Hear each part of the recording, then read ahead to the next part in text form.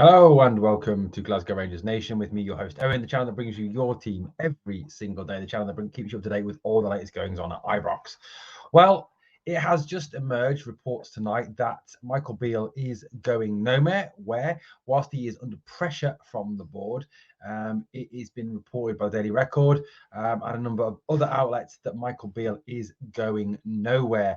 Why is he going nowhere? Well, the story has it that Chairman John Bennett has come out and basically said that at this point he is not prepared to take any action and sack Michael Beale. That is the report as we have it tonight. Now, where's this come from? What's the situation with this report? What's our opinion on it? Now, look, Michael Beale is in a very difficult position at this moment in time. We 100% understand that. We 100% understand that he, has genuinely brought this upon himself and put himself in a very difficult position given the way the team has started the season. Those stats that I took from what CJ Novo said the other day, in terms of his performance over the first 13 games of his reign this season have been very poor. Played 13, won 5, drawn 3, lost 5 goals for 20 goals against 20. But not just that, not just the bare statistics, but also the fact as well that the performances have been appalling, that there's been about 40 minutes of decent football in those 13 games, and the fact that there is no tactics, no shape, no vision, no style, just nothing there, and no improvement. And look, it's just pathetic. It really is. This team is genuinely pathetic. Now, it's been reported that he is safe for now, and that despite the fact that fans are growing angry at Michael Beale and have grown angry at his performance this season, and really do despair about his the future of the club under him, and really cannot see us winning trophies that matter. Now, look, it's probably pretty much a nailed on that, barring an absolute disaster, Rangers will maybe win the League Cup, the Viaplay Cup, but who gives a monkeys? At the end of the day, yes, it's a trophy, but it's not the league, it's not a European trophy, it's not the Scottish FA Cup, it's not a trophy that actually genuinely matters in my book. Yes, it would be nice to win, but as part of a treble, not as part of just the only trophy. And I really cannot see Rangers at this moment in time playing the way they are, competing with that lot from across the city. Now, it is reported tonight that Beale is, however, expected to deliver an immediate upturn in results following the international break. Now, it's also reported that, like I said, that there will be no bloodletting at the club. There will be no departure of Michael Beale. It's to be understood by a number of outlets in Scotland that Bennett is reluctant to be dragged into this ongoing bloodlust as the clamour for him to deliver the head of Michael Beale very colourful language after the humbling in the Champions League and the derby loss to Celtic. Now, whilst apparently John Bennett is going to give Michael Beale the benefit of the doubt in the short term, he is reported to be demanding an immediate upturn of results once club football resumes after this international break. Rangers play St Johnstone away in 10 days time, then face a Europa League visit from Real Betis before a game against Motherwell, and also the League Cup quarter final as well. So there is a number of games there, but you've got to say, with the exception of the Betis game, they all are eminently winnable. I think the board are putting themselves in a position where they will not have to take action. But realistically, thinking about it, even if Michael Beale was to win every single game between now and the next Old Firm game, and then lose the next Old Firm game, we're going to be back to square one with him. I think if we were to lose the next Old Firm game, no matter where his performance had been, no matter if he'd won every other game and we'd even won the League Cup at that point, whether that's possible, I don't think so. But you know what I mean? Or progressed in the League Cup, should I say? I think he still has to go, because at the end of the day, he's proven that he cannot win those games that matter. He really has put himself in a very awkward position. But interesting tonight that John Bennett has said that tonight that he is not prepared to sack Michael Beale, and looks like obviously that he will be going absolutely nowhere. Looking at the comments that have been made in response to this story, the only people who seem genuinely happy about it are those lot across the city. Rangers fans seem genuinely disgusted at the move. it really does seem to be a very, very cowardly step by the board not to move and not to get rid of him. Listening to all the pods over the last few days, listening to, the callers into phone-in shows, listening to, reading social media, reading things. Michael Beale has lost the vast majority of our fans. And look, if I could see a way forward, if I could see a formation, a shape, a set of tactics, a style, I'd be right behind him. If I could see a plan going forward, but at this moment in time, I just can't see anything, guys. I just see absolute pure unadulterated shite week after. I don't like swearing, but that's what I see week after week after week after week. It's just awful. It really is. But that's the report tonight, that John Bennett will not take action and will not sack Michael Beale. Okay, let's move on with our news today. Now, one player who now, Michael Beale said a little while back, didn't he, that, and look, Michael Beale says a lot in press conferences. I know that, and we have to take whatever he says with a pinch of salt as much as we take whatever the media say with a pinch of salt. He does seem to speak with forked tongue every once in a while. Now, Rangers obviously are out of the transfer window now, so signing a player from another club is impossible. However, you can still sign free agents at this point. You can sign players who are out of contract and have not got a club. It's been rumoured by a number of media, or reported, by a number of media outlets, that Rangers are showing an interest in former Feyenoord and Seville winger Oussama Idrissi, who is a Moroccan international. Idrissi is 27 years old and has recently had his contract cancelled by Searle by mutual agreement. In terms of Oussama Idrissi, this is Idrissi. He spent last season on loan at Feyenoord and played with Dinio and played as part of that Feyenoord team that won the Dutch Eredivisie. He's actually used to playing with Dinio. He actually supplied chances for Dinio to score and did very well during his time at Feyenoord. Not only that, but he's also played with Alkmaar as well in Holland. So he's got a pretty decent football CV. If we look back at some of his statistics, this is what he's done in his career. This is where he has been, and we'll talk about that timeline shortly. But he's been with Alkmaar, Groningen, Feyenoord under 19s, Feyenoord of Rotterdam, Sevilla, Groningen under 21s, Ajax. He's played for Ajax. He's played for Cadiz. He's had a pretty decent football upbringing. Yes, he is out of contract now. There was rumoured that he was going to Saudi, but that seems to have fallen through. And the reports tonight indicate that this Moroccan winger, this tricky, quick Moroccan winger, could be somebody that Rangers are interested in bringing in as they seek to bring more width to the team and to replace Ryan Kent. During his time with Alkmaar, he played 98 games, scoring 37 goals with 25 assists, which is, on the face of things, pretty decent. With Groningen, he's played 64 times, scoring 13 goals and 11 assists. During his time with Feyenoord, in total, he had 38 games, 7 goals, 8 assists. With Sevilla, 17 games, 3 assists. With Ajax, 14 games. With Cadiz, 13 games, 1 goal, 1 assist. Now, going in a bit more sort of recent times, let's go to last season with Feyenoord. He made 27 appearances, scored 4 goals and 6 assists, so 10 goal contributions in 27 games, which is not bad at all. In the Europa League, he played 7 games, scored 3 goals, 2 assists. That's 5 goal contributions in 7 games. So, looking at 15 goal contributions in 34 games, not bad at all for matches in the KNVB Cup. So he certainly seems to be, on paper, a very talented player. Obviously, there are slight worries over his character and over the type of player that he is, given the fact that his contract was recently cancelled.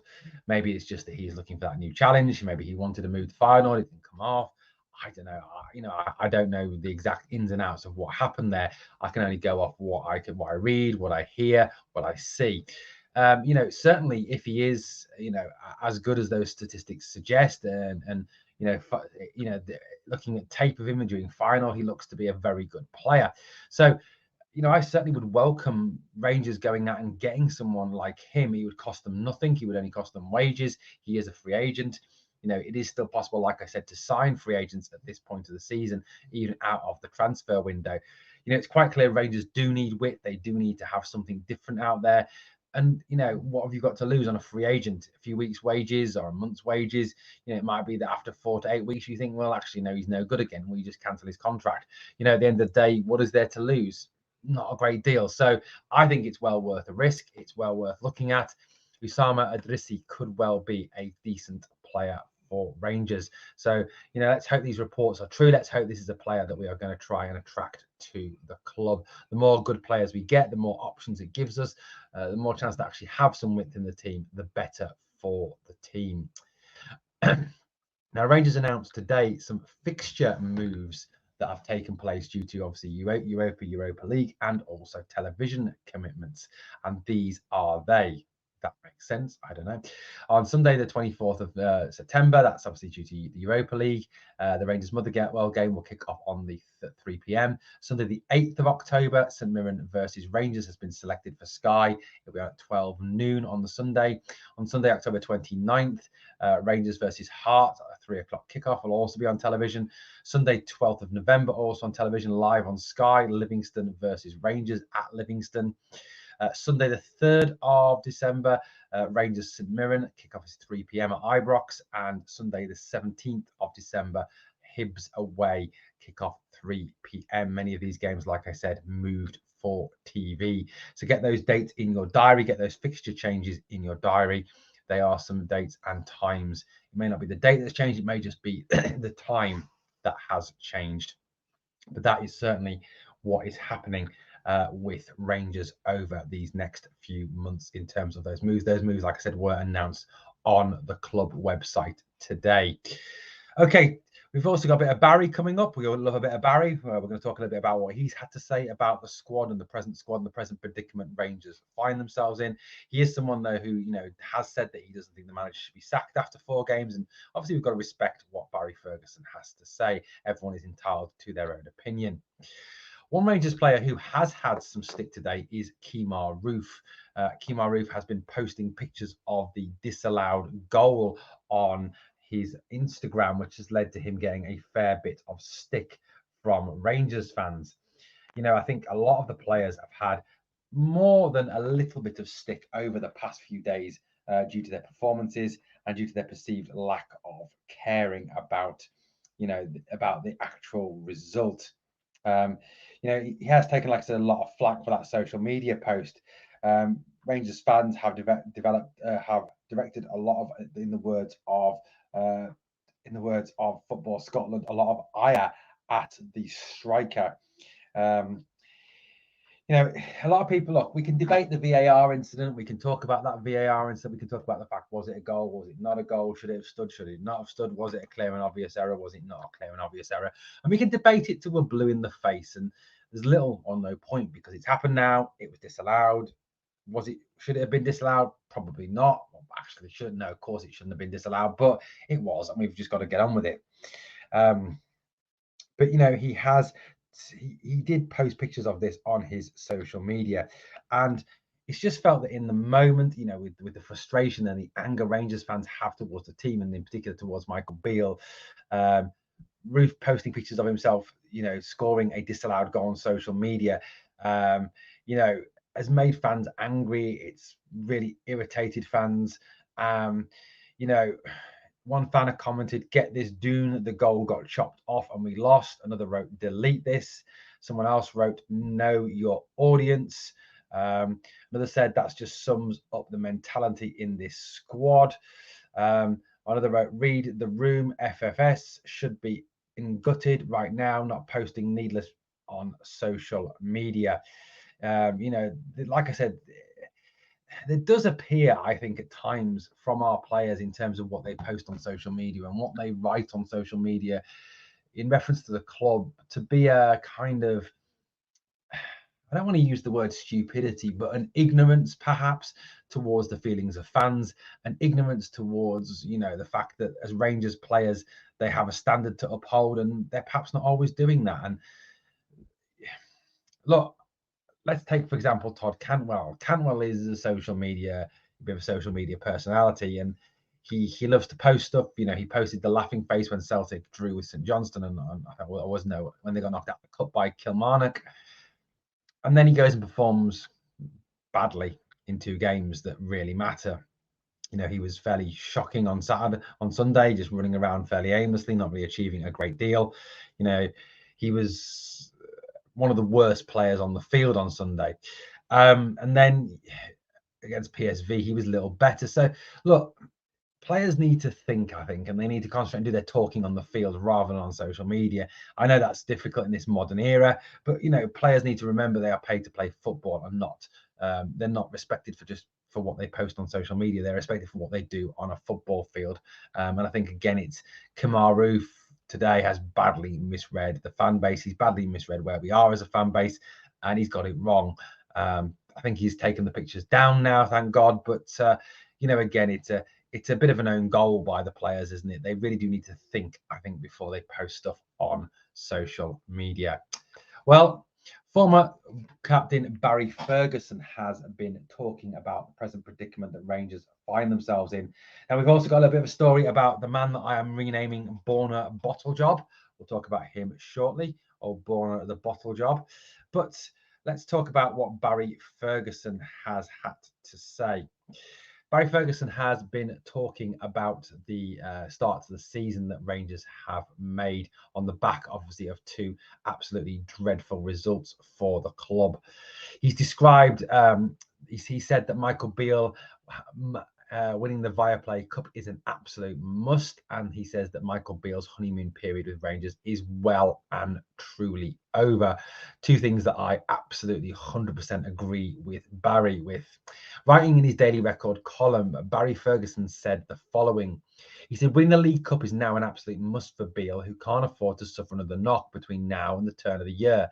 He's had 3 of them already this season, after losing on the opening day of the season, getting eliminated from the Champions League. I think you could substitute that for getting humiliated in the Champions League, and then getting turned over in the first Old Firm derby. There's no room for any further slips. So any disrespect to Livingston, who will for that matter, Michael has to make sure he gets his hands on that trophy.